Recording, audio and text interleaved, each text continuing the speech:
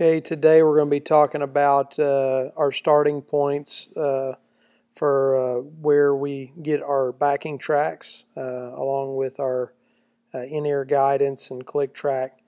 We get it from a number of different places. Loops, I think it's Loops Community, or Loop Community, maybe that's what it's called, is one site. Multitracks.com, this site.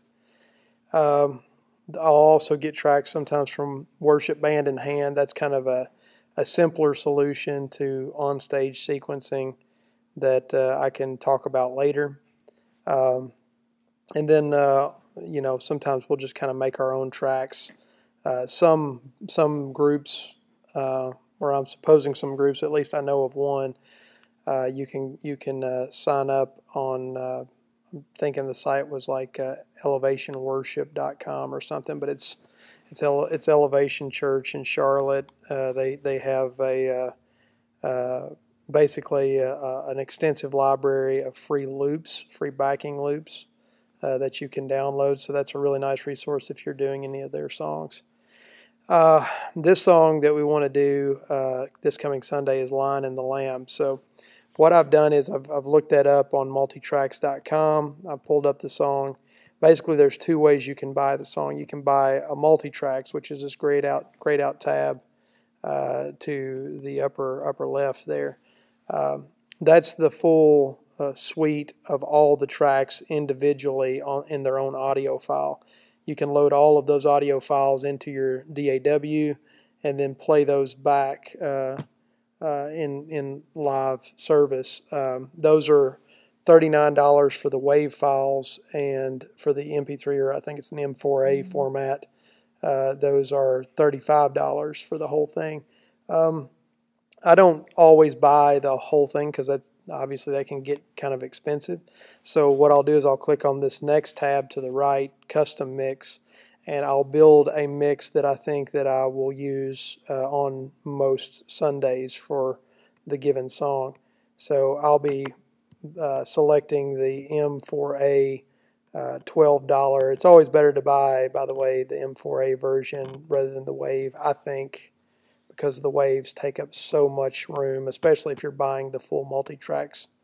It's, for $39 or whatever, you're going to take up so much memory storing those WAV files. So I'm going to hit play instantly. I'm going to drop out the drums because I don't need those. We always have a drummer. We always have a bassist.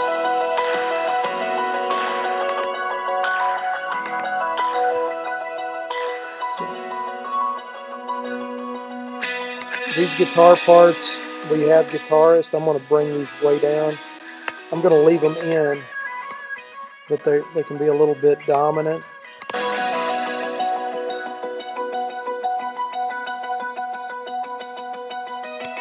Now, if you have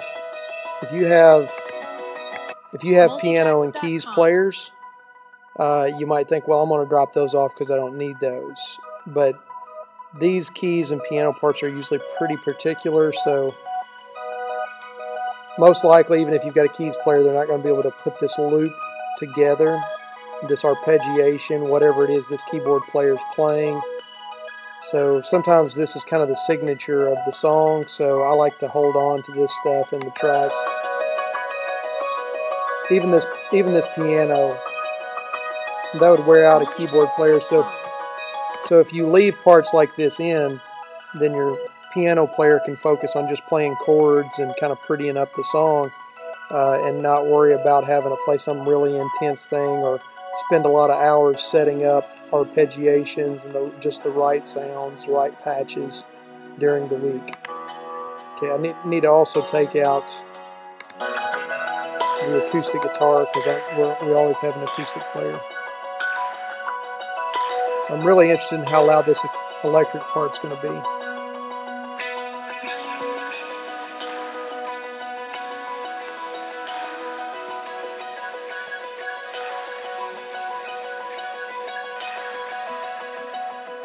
Yeah, I think I can do with a little bit more of that. I'm going to bring it back up to 5.